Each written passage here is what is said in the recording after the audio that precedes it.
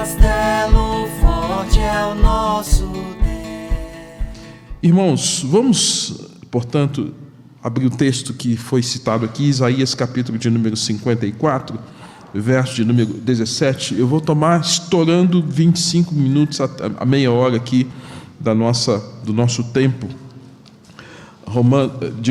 Isaías capítulo 54, verso de número 17. Isaías 54, 17. Vamos ler juntos? 54, 17. Leamos. Toda arma forjada contra ti não prosperará, toda língua que ousar contra ti em juízo, tu a condenarás. Esta é a herança dos servos do Senhor e o seu direito que de mim procede, diz o Senhor. Toda arma forjada contra ti não prosperará, e toda língua que ousar contra ti em juízo, tu a condenarás. Esta é a herança dos servos do Senhor. Senhor Deus, nosso Pai, obrigado mais uma vez pelo privilégio que temos de compartilhar a Tua palavra. Ajuda-nos, ó Deus, a sermos fiéis àquilo que as Escrituras dizem, ó Deus, e a compartilhar sobre o texto que temos em mãos. Que o Senhor esteja iluminando os nossos corações, a nossa mente, e sobretudo nos despertando nesses dias, ó Deus, tão difíceis. Em nome de Jesus. Amém. Irmãos, a igreja sob ataque. A igreja sob ataque, esse é o tema que as igrejas que estão participando do DIP estão estudando nesta manhã. Todas as igrejas em que líderes, pastores ou não pastores estejam conduzindo esse trabalho estão estudando sobre esse tema nesta manhã. Como já foi dito aqui, cerca de 360 milhões de cristãos no mundo são perseguidos. Eu não sei se você é atento às notícias, né? Nesses últimos 15 dias, mais de 50 nigerianos já foram mortos por conta de perseguição, nesses últimos dias. Tá? Do início do ano para cá, eu citei até no culto de domingo passado, cerca de 1.900 nigerianos já foram mortos por conta da perseguição. Tá? Então, é uma realidade que esses irmãos enfrentam e que nós não podemos fechar os olhos. Quando nós olhamos para esse texto de Isaías, capítulo de número 54, você vai observar, você pode abrir a sua Bíblia lá no verso 1. O verso 1 está dizendo assim, 54, canta alegremente, ó estéril, que não deste à luz, exulta com alegre canto e exclama, tu que não tivestes dores de parto, porque mais são os filhos da mulher solitária do que os filhos da casada, diz o Senhor. Canta alegremente o estéril é uma referência a Sara. A Sara que teve o seu tempo de esterilidade, e no tempo de Deus, Deus concede a Abraão e Sara um filho que se chama Isaac. Isaac tem 2 filhos, Jacó e Esaú. De Jacó saem 12 tribos. Essa é a estéril. Então você entendeu o que o texto está falando. Então o texto é uma referência ao povo de Deus, né? E esse povo de Deus que por servir a Deus e por andar conforme os padrões de Deus, o tempo todo está sendo cercado, está sendo ultrajado, e por conta disso Deus tem uma palavra, uma promessa de que nenhuma arma forjada seria vitoriosa sobre esses que servem o Senhor, né? E que por conta disso, ainda que houvesse palavras, toda a língua que se levantar para acusar, não prevaleceria. E essa seria a herança. O que é uma herança? É um bem que a gente recebe de quem vem antes, né? É um bem que a gente recebe. E essa é uma herança que Deus deu para os seus filhos. E é por isso que quando a gente encontra em Romanos capítulo de número 8, o texto que em Cristo Jesus nós somos mais que vencedores. Então essa é uma referência lá para o povo hebreu, no Velho Testamento, para o povo judeu do Velho Testamento, é como se lá no Velho Testamento Deus tivesse falado assim: olha, vocês não serão derrotados, mas toda arma forjada contra vocês não vai prevalecer. No Novo Testamento a gente tem o quê? Em Cristo Jesus somos mais que vencedores. Isso nos dá, irmãos, a ideia. É fato, irmãos, que a nação de Israel sofreu muitos reveses. Muitas armas foram levantadas contra o povo de Deus. A partir, por exemplo, a gente pode lembrar dos faraós, dos imperadores, dos papistas. Podemos lembrar dos filósofos, podemos lembrar, por exemplo, dos que defendem o evolucionismo. São armas forjadas contra o povo de Deus. Podemos pensar no comunismo, que hoje é uma realidade de Karl Marx. Podemos pensar na arma forjada do pensamento de Nietzsche, né, que Deus morreu na morte de Cristo, então não existe esperança no eterno, porque Deus morreu quando Jesus morreu. Como as armas de pensadores como Simone de Beauvoir, como o islamismo, como o totalitarismo moderno. São armas forjadas, mas olhando para o Velho Testamento, nenhuma delas vai prevalecer, porque em Cristo somos mais que vencedores. Queridos, então esse texto aqui, ele traz para nós essa mensagem. Na questão do Velho Testamento, há uma descrição por conta de que Isaías se levanta para escrever diante de um tempo em que havia uma prosperidade do reino do sul.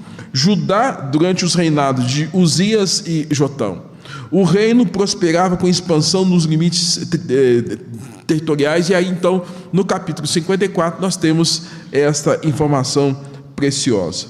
E aí, quando nós vemos relatos como esses, que foi trazido pelo Patrick, pelo Nelson, pela Viviane e outros mais que nós temos, nos faz pensar exatamente por que Deus deixa com que isso aconteça.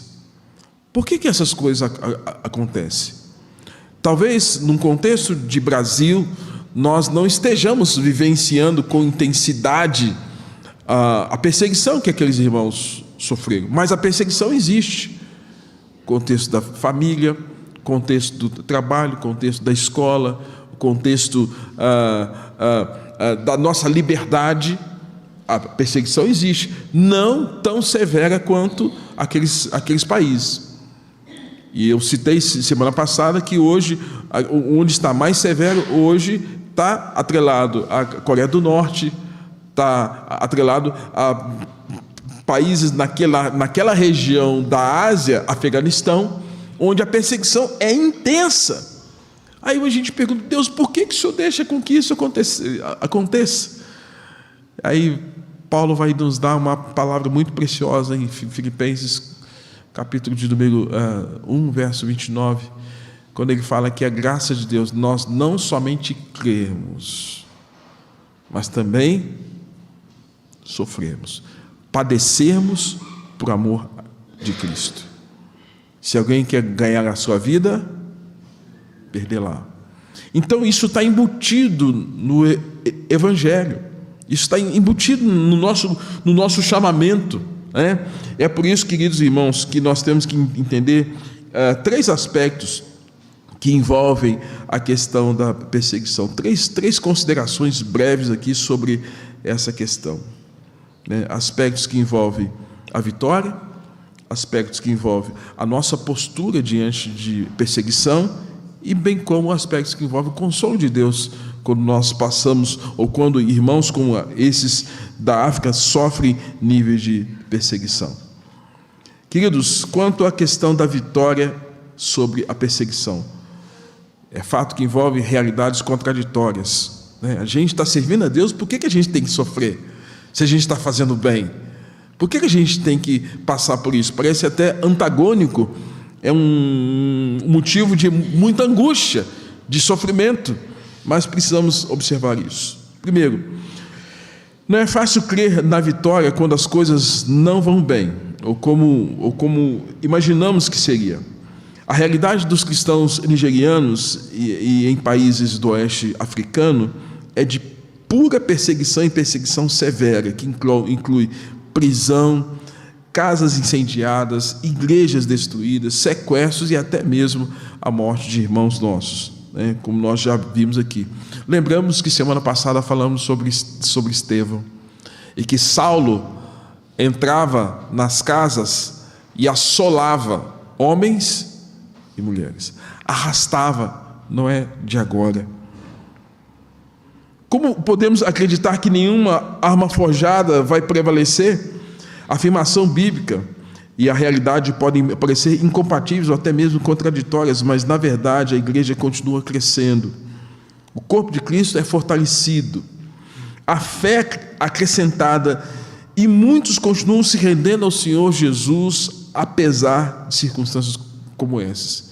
Lembremos, irmãos, que Jesus, o próprio Senhor da igreja, disse para nós em Mateus capítulo de número 16, que as portas do inferno não prevaleceriam contra a igreja. Jesus, ao falar então sobre a sua igreja, ele declara que as portas do inferno não vão prevalecer, não vão vencer a igreja. Pelo contrário. Provavelmente os discípulos não imaginavam o que estava por vir, mas é no contexto da tentativa de eliminação da igreja que as portas do inferno, de fato, não resistirão. Jesus explica isso em 2 textos. Mateus capítulo de número 24, 9, quando ele diz assim: então eles os entregarão para serem perseguidos e condenados à morte. Vocês serão odiados de todas as nações por minha causa. Todas as nações. Nós moramos no Brasil. Brasil, supostamente falando, é um país cristão. E nós aqui já estamos começando a sofrer um nível de oposição. Mateus capítulo 5, 11, citei isso também semana passada, o mesmo tema que havia sido abordado nas bem-aventuranças, quando Jesus fala: bem-aventurados são vocês quando por minha causa insultarem, vos perseguirem e mentirem, disserem todo mal contra vocês, mentirem, disserem todo mal contra vós.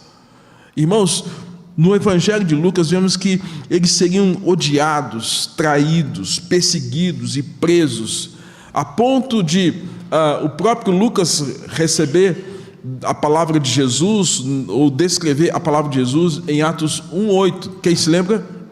Vamos lá? Mas recebereis poder ao descer sobre vós Espírito Santo, e sereis minhas testemunhas, Jerusalém, Judéia, Samaria, até os confins da terra. Lembrando que a palavra testemunha, na língua grega, é a palavra mártir. O que é o mártir? Eu me lembro de uma música que aprendi na infância e que me fez entender a palavra mártir. Que na escola a gente aprendia a música que dizia assim: Tiradentes foi o mártir da Inconfidência mineira, que deu sangue e sua vida pela pátria brasileira. Viva o 21 de abril, viva o grande herói de verdade, morreu ele como um mártir pela nossa liberdade. Só eu que sei. Gente, de escola, 7, 8 anos. Eu aprendi essa música com 7, 8 anos na minha escola, grupo escolar Professor Quesnel. Aprendi em escola. Não foi em igreja, foi em escola que eu aprendi. Até hoje está aqui, ó. Eu estou com 57, 7 anos, então quantos anos tem? 50 anos. Está na minha mente. Eu aprendi. E na minha cidade tem um museu chamado Museu Mariano Procópio, onde tem um quadro de Tiradentes esquartejado. Naquele tempo, irmãos, a maneira como as autoridades faziam algum tipo de punição era uma punição pública, quer sejam degolados. Na França, quando a gente tem a questão da guilhotina, e num contexto de Brasil, naquele tempo, Tiradentes foi esquartejado. e parte do corpo dele foi levado para alguns cantos. Então tem um quadro enorme nesse museu. Irmãos, Marte é isso, alguém que dá a própria vida. É isso que Atos está dizendo para nós. Está dizendo para nós que nós receberíamos poder de Deus para que nos hipercapacitasse, nos empoderasse com algo de Deus, algo novo, algo puro, para dizer, nós cremos em Cristo. E é isso que está acontecendo com os irmãos lá da África. E apesar de eles estarem passando por tudo isso, irmãos, era o Espírito Santo que os fortalecia, que os encorajava, e tem encorajado. Então, irmãos, como medir ou como explicar o poder oferecido por um Deus que é todo-poderoso? Para isso, é preciso que a gente entenda uma metáfora. A primeira lei de Newton afirma que todo corpo continua em seu estado de repouso ou em movimento uniforme em uma linha reta, a menos que seja forçado a mudar aquele estado por forças aplicadas sobre ele. Isso quer dizer que algo que está em movimento só pode ser parado caso haja uma força igual ou maior a ele.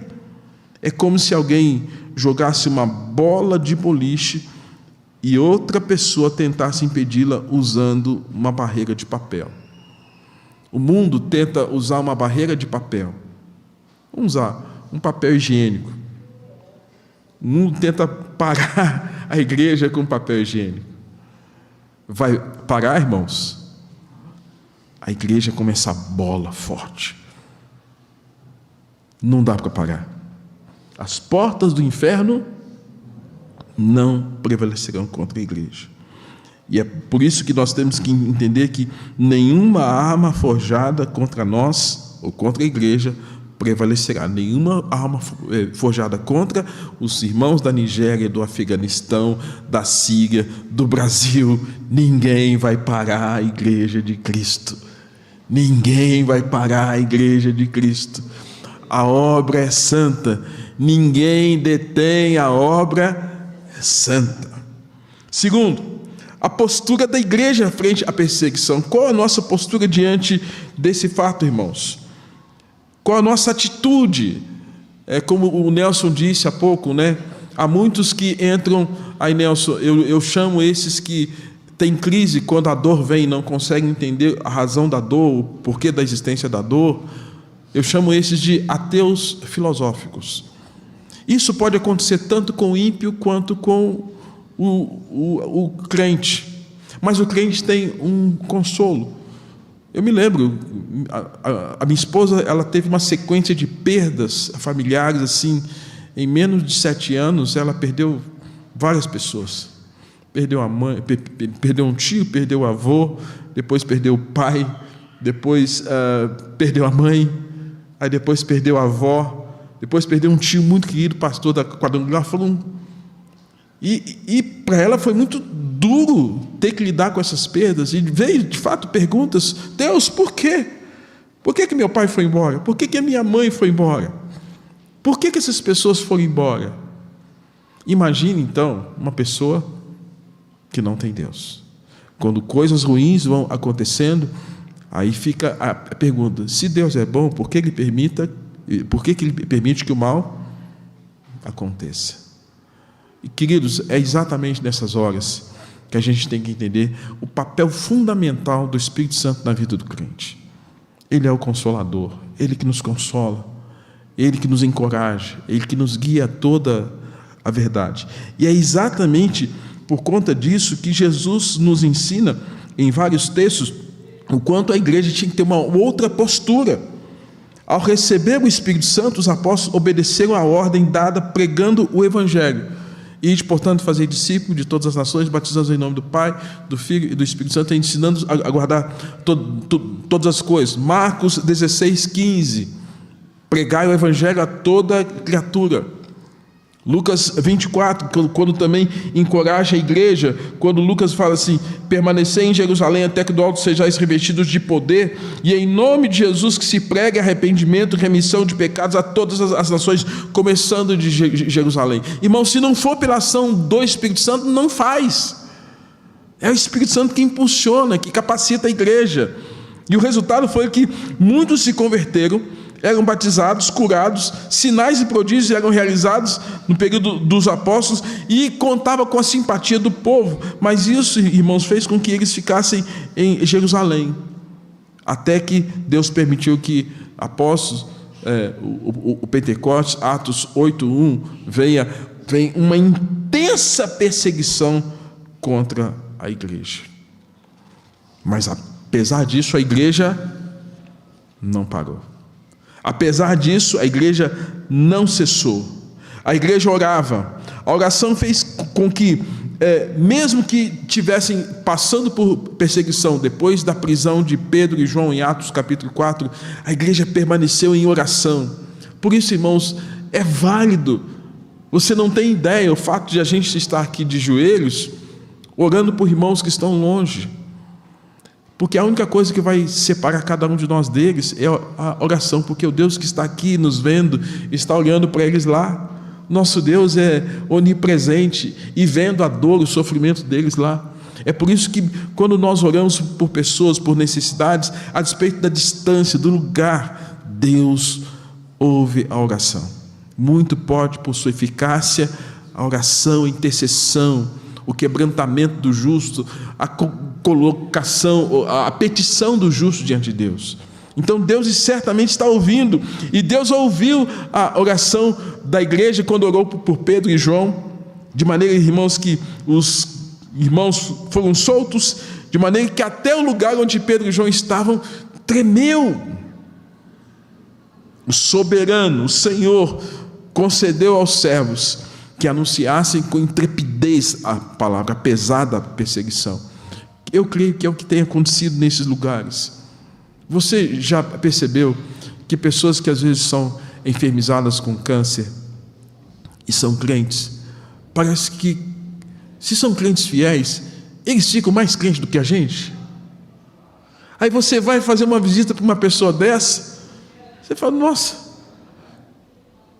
eu que tinha que ser visitado por esse irmão, porque esse irmão está mais forte que eu, apesar dele estar sabendo que está com uma doença terminal, que não sabe o dia de amanhã, porque é uma doença cruel, né?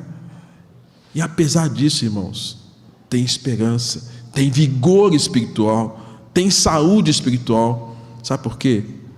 O Espírito Santo atua em nossa fraqueza.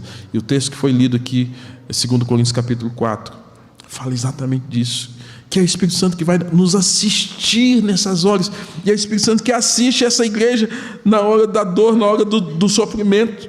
Enquanto Paulo assolava a igreja, entrando de casa em casa, arrastando homens e mulheres, encerrando a dor presente na vida daquelas pessoas, a igreja era uma igreja triunfante, vencendo, porque nenhuma arma forjada contra a igreja haveria de prevalecer.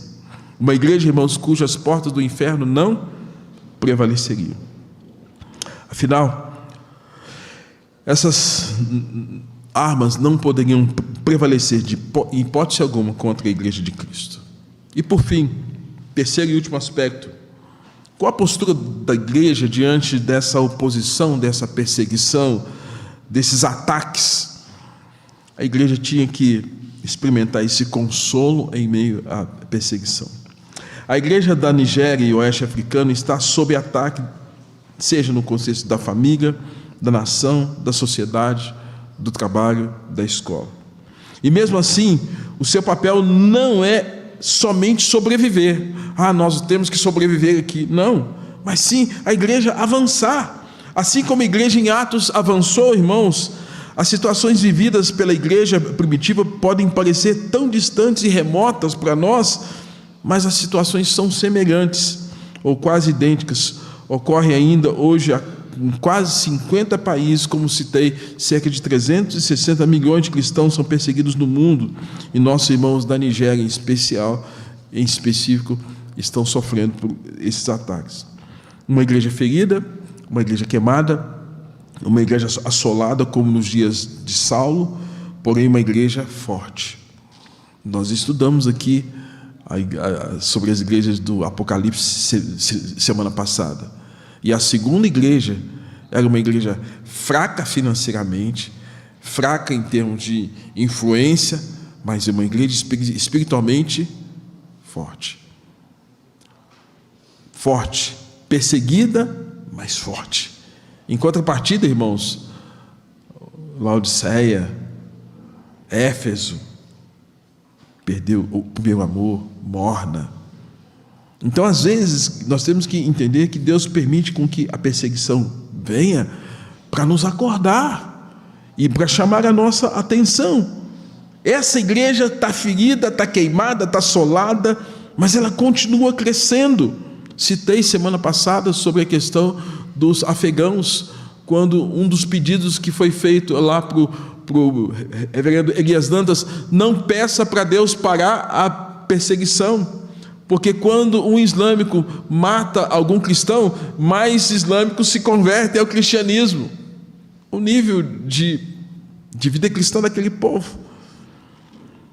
E eu concluo, irmãos: haja o que houver, nenhuma arma forjada vai prevalecer contra a igreja. As portas do inferno não prevalecerão contra a igreja. Essas são verdades bíblicas e reais e atuais mesmo em meio às perseguições, ataques e investidas frustradas para acabar com a igreja. A igreja na Nigéria e no oeste africano, considerada a região mais perigosa, mais hostil no mundo, está sob constante e forte ataque, mas ela prevalece vitoriosa. Os números da violência sobem a 96% da morte dos cristãos do continente. E além disso, a Nigéria é o país com o maior número de assassinatos do mundo, chegando a 79%. E é interessante, irmãos, que a mídia tradicional ela não vai falar dessas coisas, porque eles não se importam. Eles não estão importando com os cristãos. Nós nos importamos porque queremos orar e queremos ver o evangelho crescendo. Mas é por isso que nós temos que ter a consciência, tal qual Policarpo disse, e eu quero concluir com a frase dele, quando ele disse o seguinte: que o sangue dos mártires é a semente do evangelho. Vamos repetir a frase? O sangue dos mártires é a semente do evangelho. Tem que pagar o preço. E às vezes tem gente que paga o preço com a honra, que paga o preço com a saúde, ou paga o preço com a vida. E eu quero concluir aqui dizendo o seguinte: muitos pastores do Brasil têm pago o preço com a saúde. Talvez não sejam mortos. Muitos pastores pagam preço cumprindo os seus ministérios, colocando a sua saúde em xeque. Às vezes pagando preço até de perder a sua família. É um outro nível, mas existe. Fiquei espantado com o número de pastores da nossa denominação que pediu exoneração no último Brasil presbiteriano. O número de pastores que estão jubilando não é comum. Por quê? O sangue dos mártires é semente do evangelho. Que Deus tenha misericórdia de nós. Viviane.